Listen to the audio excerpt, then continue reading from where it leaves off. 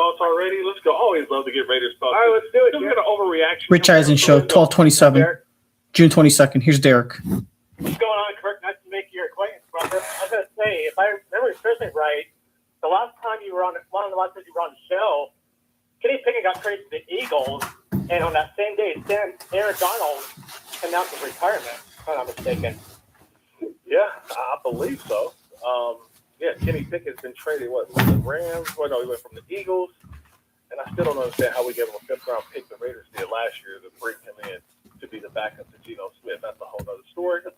I'm putting the 2025 Raiders season in my rear view. It is no longer in my front windshield, okay? But, yeah, Aaron Donald, hopefully he stays retired. A lot of people want him to come back because if he comes back and he teams up with Myles Garrett, that's like a form of the Avengers. Like, I don't think the NFL wants to see that. Well, I think fans would, but I'm just saying other players don't want to see those two guys lining up on the same side. These are two massive men who are like the strongest in the NFL, by the way. Like, Myles Garrett already looks like a mutant, and then Aaron Donald is just another mutant. So two mutants together is just basically the X-Men on offenses. Yeah, that's the X-Men, yeah. It's diabolical, and it's pretty much our form of doomsday in the NFL if Donald does come back. But, Kirk, being the former Raider that you are, what are your expectations for the team down there in Vegas this coming season? And do you believe it should be Fernando being QB1, or should it be Kirk just because it's just play things safe? If anything, if he, shines in camp and so, where do we stand with Fernando at this point, do you think? Derek, I'm going to give you the Clint Kubiak answer, and it's one that I've been using for a very long time. It will all reveal itself. Oh, it will all reveal itself. And the reason, and it's not a cop-out answer, but I think with a lot of these quarterback competitions that are going on in the NFL, there's a competition in Atlanta between Michael Penix and Tua Tagovailoa. There's a competition in Minnesota when it comes to Kyler Murray and J.J. McCarthy. Like, there's a competition when it comes to the Raiders quarterback position. And right now, the leader in the clubhouse, to me, from what I've seen with my two eyes, has been Kirk Cousins. He has the resume. He has the knowledge of the offense. He has the leadership capabilities. And there was a story, I think that came out today about, Fernando Mendoza learning how to be a leader now in the National Football League. That's one of the hardest things for any rookie quarterback, let alone player. Like, I remember as a rookie, you kind of sit back a little bit. You try to figure out, how do I lead? Where do I lead? Because right now, Kirk Cousins is able to go and say, hey, no, get over here, line up here. No, you're the X, get over here. Like, there's a level of expertise that Kirk Cousins has right now that Fernando Mendoza is going to get. He's going to learn. It's not there yet. So I think as you go into the season, what will reveal itself is who's the guy that can get you to week one and can help you win right away. There is no doubt the future is Fernando Mendoza. But we want to be able to have right. We don't want to rush it. We don't want to rush it unless Kirk Cousins is just god-awful. And I don't think that. From what I'm talking with him and seeing what he's been able to do so far in T-shirts and shorts has looked pretty good. So I'll caution you with that, as there's multiple plans that I think will kind of take place. But again, training camp and preseason, it will all reveal itself. Thanks for the phone call, Derek. Yeah, Kirk, and you look at the Raiders' first schedule. I mean, you open against Miami. A lot of people are expecting them to. Well, they're all on Sunday, so you don't have to tell me about the prime time. At the top, they're playing on Sundays. But then you look, you're at Chargers, at New Orleans, Chiefs, at New England, Buffalo. That's a really tough first. And then the Rams. Yeah. So week one aside, just because that's based on Miami's expectations, and then the next 6 weeks are like, whoa. You'd rather have kind of similar to what New England did with Jacoby Brissett and Drake May. Right. Let's have the veteran out there to start the season, and then we'll see where we're at kind of midway through. And if it's Fernando time, then it's Fernando time. Yeah, I always say, like, as a player, you kind of know, and I've been in those situations too where you know what you have in front of you, and the guy who is best for that position right now, you'll know. You can't. The one thing you can't fool players on the team. That's the one thing. can't do. You can't fool those guys. We're the ones watching at practice, and all the fans and media writers can speculate. But when you're on a practice field and you see, like, okay, this dude is ready to go right now. He's ready to play right now. Or this guy is the best option for us to go out and win. I'm not trying to waste my years. I don't want to do all that because I feel like once you put Fernando Mendoza in, he's not coming out. So how long can you resist that temptation before you put him in there? Because, look, we've seen it every single year. Everybody says quarterback's going to wait. He's going to wait. He's going to wait. And all of a sudden, you're 1-3. It's like, put him out there. Put him out there. Yep. You know, we saw with Jackson Dart last year. I mean, look, we still don't know how good Jackson Dart is. Yeah. I mean, he's got a lot to prove this year. We've seen Cam Ward coming in year 2. Now, are they going to have the jump similar to what we saw with Caleb Williams? Or what seems to be a regression from a guy like C.J. Stroud who's going in his 4th year? So you've got, I think, examples all across the NFL when it comes to the quarterback position. But that's why we overreact. And that's why I'm going to Overreaction Monday with you, Brock. What you got? Let's do it. That was horrible. That was crap. That was garbage. This place sucks. Overreaction Mondays. Hey, what's up, guys? Happy Monday. Great to see you. No, great to see you, my man. Everybody good? Oh, we got a real hodgepodge. You know, NFL, there's not a lot going on. You know, it's summer break for the week here for the next month or so. So we're just kind of a TJ, you know, you like to use this term. It's a grab bag. It's a mixed bag overreaction Monday. Remember those things? Yeah. And we got to get to it right away because the hype is real for the U.S. men's national team. You know, 2 wins. Okay. Looked great in both scoring. We're on it. And we're going to the World Cup final. Wow. What? That is The final. Final? The final. Like the last game. The last game. Like, Last of the winner last. gets the trophy on the desk. You know what like I mean? Nick Spurs. USA Like USA versus whoever. Probably not going to be Argentina. Messi's out here missing penalty kicks. So they're out. That is an overreaction right there, man. Like, I love the U.S. men's national team.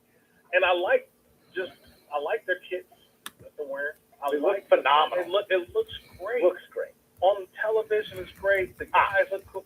I mean, I think, like Landon Donovan said earlier when we caught up with them, like, they look cool. Like, before, when you would see the U.S. men's national team, oh, here goes the guys, right? Oh, there they go. Yeah. But, like, now, like, they look cool. We have got swag. They got there. See, that's what they got confidence and swagger. Yeah. There's confidence and a swagger about them. I think I just love that the more and more we see the U.S. team, the more and more people are trying to fight for these tickets. The influencers are out right now. Everybody wants to go. They're insane. Prices are crazy. I'm like, wow, what if I wanted to go on Thursday? Can't go. No, you got to sell a kidney. Yeah. Can't go Thursday. I'll tell you that. I remember someone asked me before, like, hey, do you want to go to World Cup? I said, yeah, I would love to go to a match or two if possible. And then they were like, yeah, this time. I said, wait, hold on. You're asking for Super Bowl prices for one game? Super Bowl prices for one game? Just wait till we're in the final, TJ. Hey, I'm just saying, once in Pittsburgh, I snuck into the Civic Arena for a Bone Thugs and Harmony and Mary J. Blige Now we're talking. concert. I wonder if I could do the same thing at SoFi. It's right up the street. You're going to try to sneak in? Sneak in? Why not? Put on the thing about doing something like this, try it. Just look like you know what you're doing. Look like you belong there. I agree with that. They might think I'm a rat. Time ago. I am like 6'3". That's right. You can be a player. All right, overreact. All right. Otherwise, Chris, I ain't going because I can't afford to pick money. All right, fine. Kirk Morrison, though. World Cup final. Okay, I get it. Overreaction. Big money. Kirk. World Cup. Okay. Yeah. We got a World Baseball Classic. WBC. We got what do we have? We got a basketball version of this, right? Yep. It's time for a World Cup version of our football. Okay. I need a World Cup for American football. Let's do it. No. Other countries? Yeah. Wait a minute. Play against Australia. Play against Europeans. We know they love soccer. Football. We were over there. I don't think that would work out. That won't work. The Germans play football, right? First of all, a couple things here. Number one, David and Joku's got a big family. He could. I I think the closest thing we'll see to this is the flag football, right? Flag football in the Olympics. Flag football in the Olympics, which we already know. We already got beat. How we get beat by our own U.S. team? Remember all the NFL dudes trying to go out there, man? They got beat up. It's a different game. It's a different game. But I'm saying that's just like the appetizer. That's the appetizer. We're gonna throw that out, and we're gonna be like, hey, look how cool flag football is in the Olympics. Let's do real football, World Cup style. Yeah, that no one would win. But I would probably go more CONCACAF, more like a regional thing. Yeah, regional thing. that's what I'm thinking. U.S. versus Canada. For football? Yeah, like a CFL versus NFL. That can only be, the only way we do this is just in America, we separate out. Like West Coast, East Coast, North, South. Or like Texas versus everyone. Texas versus Pennsylvania versus Florida, California. But otherwise, you can't have, no. You don't think it's going to be like the WBC where guys are like, you know, like our buddy Vinny Pasquantino, he's American, that played for Team Italy. You don't think guys in the NFL would dip into their heritage and play for different countries, and then we could do a World Cup for football? Sounds great, but I don't think it would be very competitive. Personally. I mean, Nobody thought it was a cool idea. it's a cool idea. Team Nigeria would I win. don't want to play in the Pro Bowl no more. Let alone play in the World Cup. The World Cup of football, I would think it's exciting. Remember we had the World League and it was built up players, but yeah, man, that's gonna be a stretch, dog. I'm sorry, man. Put $50 million at midfield, guess what? Okay, now we're talking. Now you piqued my interest. Thank you. You piqued my interest. Get a sponsor out of them. All right. I just don't think, I mean, we're so dominant. Like, I can't imagine We're another. so dominant, we couldn't even beat the flag football guys. Well, they're all American, too. Yeah, because it was a finesse game. Now we get to the real game. They ain't got a chance. Yeah, like, who's stopping Miles Garrett? Yeah. Miles Garrett might be playing for somebody else, a different country. Well, They got to make it worth his while. All right. Looking at social media, this guy's been a maniac. We don't really know what he's doing. Real wild card. Okay. So Brandon Ayuk is talking about Go Commanders on his stories there. He's going to lead the Commanders in touchdown catches this year. Okay. Seems like he wants to be there. Wow. Begging the 49ers to cut him. That is begging the 49. I don't know what. Why are people reporting on it? Like, it's just reporting on it. Yes, obviously there's a previous relationship. Brandon Ayuk and Jaden Daniels were teammates at Arizona State University, so they know each other. They're good guys, they're buddies, all that good stuff. Okay, cool. But I don't see it. Oh, is that live? Sorry, breaking it. Is that live? Yeah, Messi just scored. Okay, congratulations. Now Messi, the all-time leader in goals scored in World Cup history.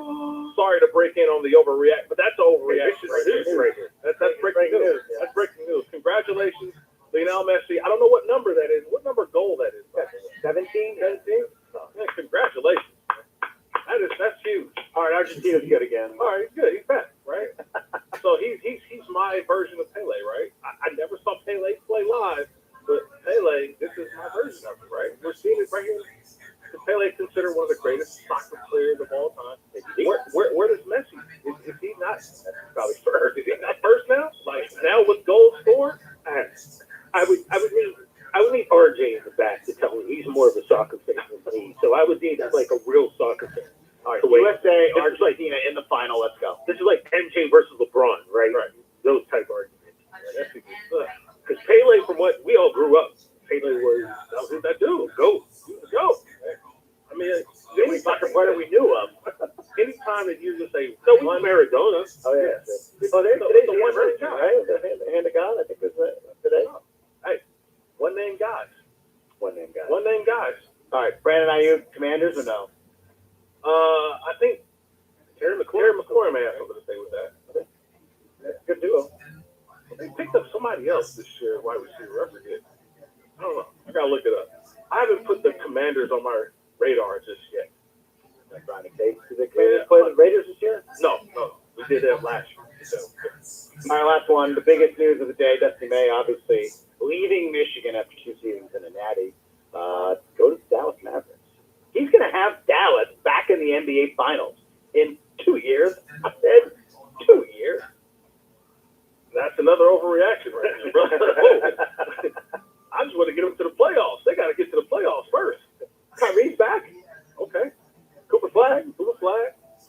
on that team? Is it Kyrie or is it Cooper? That's Cooper Flagg's team. That's Cooper Flagg's team now. So is Kyrie going to take a back seat to Cooper Flag? Or he's got to?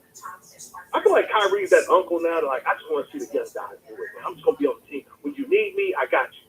But until then, you guys got it. Is that Kyrie? I like that. They have a top 10 pick in the draft coming up. And Derek Lively's nice. Yeah, I mean, Not only that's a nice free agent. playoffs first. Because that beast over in San Antonio ain't going nowhere. Yeah, That beast over in San Antonio ain't going nowhere. And look, Wemby's going to hear it all off season. He didn't shake hands after it was over. Poor sportsmanship, all of that, and they're going to feel that. So I feel like that fuels them for the next couple of years. And then OKC, they check got pushed around a little bit. They're going to get healthy. So Dallas got a long way to go. That's why I'm saying overreacted on that one only because the West is going to be tough. Now Denver, what happened to Denver? Denver won. It was like, oh, this is a new dynasty. And then I looked at, so like you said, we always search the net. We're always looking for stuff. And now it's in like 8 straight champions. Yeah. And that's you say that every single year. Oh, they're about to go on a run. They're about to go on a run. 8 straight winners, no repeat. I love dynasties, man. I love a dominant For sports. It's good for sports. I know people don't want to hear that, but it's good for sports. Because you need somebody to root for, and we always need a villain. Somebody to root against. We need a villain. We need to root against them. Because that's what creates us. Because we always want to know, are they going to win or go? The Kansas City Chiefs were the greatest thing for the NFL. They got us through that point, and it came off the Patriots, right? So it was like Patriots. Then it went to Kansas City. Then it's like a partial Eagles right now because it's like you don't want to see them win, but you're going to watch them. And then now we're in a situation where I don't know how people feel about Seattle being a defending champion. I think just Seattle people have no thoughts, because they're all the way tucked up in the Pacific Northwest, and they just kind of it's an afterthought. I like the variety.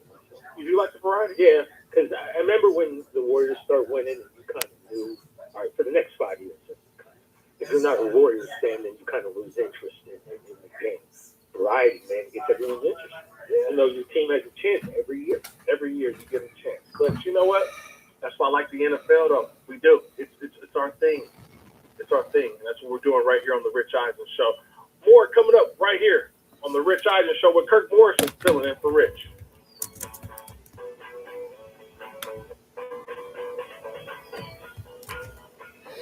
All right. So they didn't take my call. 12:45 p.m. I'm going to end this and start a new one because I don't know how to edit. Talk about fucking Bulls draft picks. Trade down. We're nowhere close. You got to be a good MGM and you got to identify your weaknesses. The weaknesses, we have no depth. And we're not even close to being one of the top 50% of the best teams. Bulls